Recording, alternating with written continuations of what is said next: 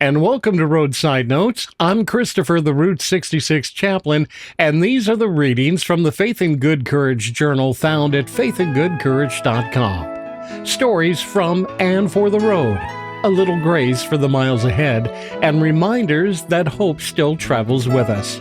Grief is the echo of love is from my May 21st, 2026 journal entry. I was sitting in one of my local diners one morning with a cup of coffee that had pretty much long since cooled when I learned grief is the echo of love.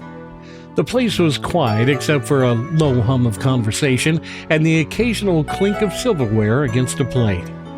Across the counter sat a man who looked like he had been awake pretty much before the sun came up. His hands were wrapped around his coffee mug the way people do when they're, trying to warm more than just their fingers. We didn't talk much at first. Some mornings don't ask for conversation, they ask for quiet. And after a while, he looked up and said something simple. "Lost my wife last winter." There was no drama in his voice, no attempt to make the moment heavy, just a statement placed gently on the counter between us.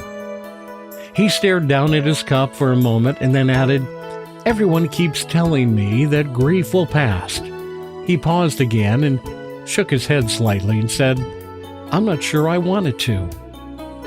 Now that sentence stayed with me for the rest of the morning, not because it sounded hopeless, but because it sounded honest. We often treat grief like something that needs to be fixed or rushed along. Friends offer encouragement, well-meaning advice arrives quickly. People say time heals all wounds as if grief were a broken bone that eventually mends. But grief doesn't work that way. Grief's not a problem to solve. It's a reflection of something that once mattered deeply.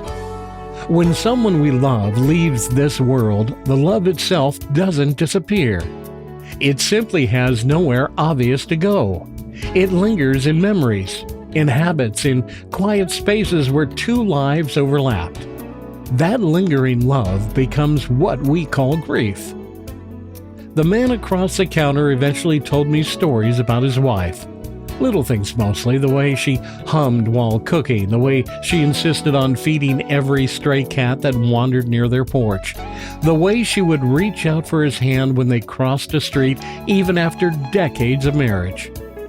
He smiled while telling me these stories, the kind of smile that carries both warmth and ache at the same time. That's when it occurred to me that grief is not the opposite of love. It's the echo of love. Every tear, every quiet moment of longing, every memory that stops you in your tracks is simply love continuing to speak after someone is gone. And maybe that's why grief hurts so much. It reminds us how deeply we were capable of loving someone else. The world often encourages us to move past grief quickly, to return to normal, to close the chapter and keep walking forward. But perhaps the healthier way is not to erase the echo, but to learn how to carry it. Grief softens over time, but the love behind it never disappears.